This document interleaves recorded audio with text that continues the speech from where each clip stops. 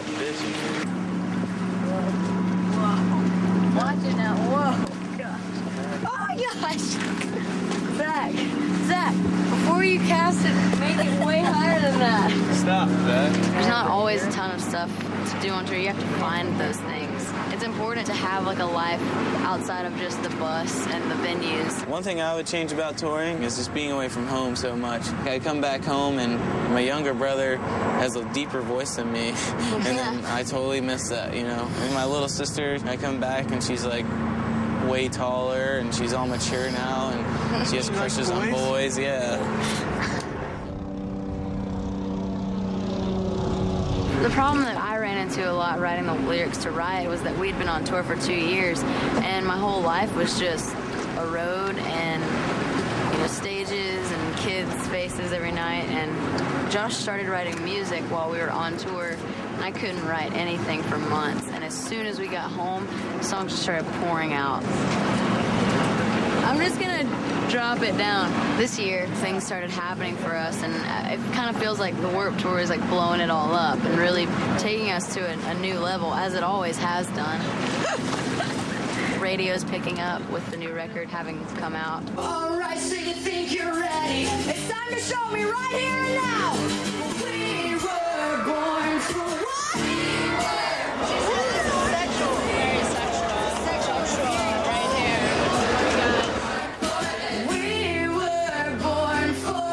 We were born for everybody see. It's the last song you will. Tell me, do you feel the pressure? The level of intensity of the crowd, it's sort of a hard thing getting around, especially with these guys. They love their fans, so you know they want to stop and talk to all of them. We can't always do that. We're the bad guys. All the Paramore fans that want to get pictures and aren't allowed to, it's because of me and Will. It's not the band. We'll get back to the bus and be like, why didn't you let us take pictures with our fans? And I'll be like, it's because you got to eat lunch today. The pressures of this business now are to develop artists so quickly. That's the only thing that worries me about Paramore. We were born for this. Oh, look, I got a thingy. All these new magazines and all these new people are just coming in and asking those same questions that we've already, you know, we've been asked for like 2 years straight. What's it like being the only girl? I try to come up with like some fresh ways to answer it, but I can't. People like that are completely genuine. The only thing I'm worried about is that they're still 18 years old. When something's wrong. The main thing that drives me up the wall a lot of times with interviews is like the focus on Haley. Hey, is it true that Haley's the leader of the band? Yeah, she sings lead bop. She's like the leader of everything. She's like, right? Yes, of the world. She's like the Joan of Arc. Yes. I'm in enough interviews. I can just go listen to music in the bunk. They're like, Haley, you need to do an interview. I'm like, ha. The kids, like, when we're done playing, we'll just like all run over and try to jump over fences.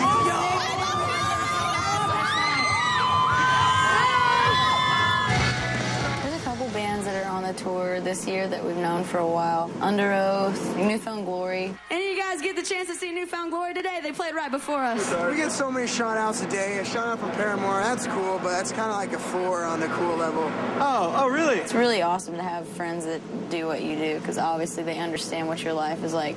Like, it just gives you someone to laugh with and talk to. Want to warm up? All right, man. See, that was really awkward because we had to pretend that we like that guy, but we really don't. He's actually one of the meanest guys on the tour. It's really cool to know that there's people who've been in the business for, you know, like 10 years, but they're still sane and they're still just great guys. When I saw Paramore on the tour, I went and watched them, and they sound better live than they do on the record. They're like really good musicians, and then you meet them and they're outgoing and they're really nice, and they just like are happy to like just be alive and be in a band and go on tour. Even though they're like kind of maybe more popular than some of the other bands on the Warped Tour, they're still grounded and have really cool attitudes about everything. They're definitely being pulled in a million directions, and I'm seeing it. See, this feels heavy, but it's not freaking sinking. It's just floating on top of the water. Them as band members, I don't worry about. But, I mean, the wear and tear and what they are doing out here, the schedule is pretty tight. Kevin Lyman, we've known him since we started Warped Tour in 2005. And ever since then, he's just been, like, so supportive. One of, like, the main supporters of our band. I need you to fix this, Jeremy. All right, Macho, you're freaking me out. Don't ever pull that on there. Let the current take it. There you go. It's going. Okay, let go of this. Let go right here. Straighten itself out. Grab it with your finger. Their maturity level is just there. I mean, the way that they deal with people. They're genuinely nice people. You can tell they came from a pretty solid family foundation. Our families are like psycho fans. Like, they've got our stickers on their cars. They tell everybody about us. They bring our CDs everywhere. Like, oh, yeah, my son's in this band. My mom always cries when we play. And it's really weird when they cry. I'm like, oh, I cry when you guys play. It's so sweet. It's just really awkward. Yeah, it's really awkward. Like, but they're just really proud of us. I don't think we'd be here if they weren't, you know, so supportive and proud. They're really strong, dude. I don't know if you're going to get that open. We're going to release this one. Go be free.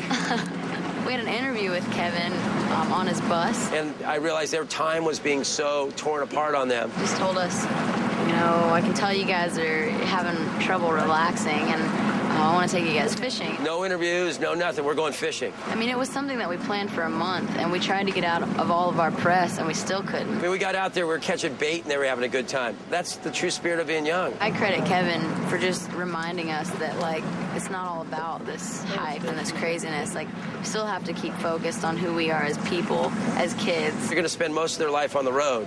Pick up fishing, because you can always catch a fish anywhere.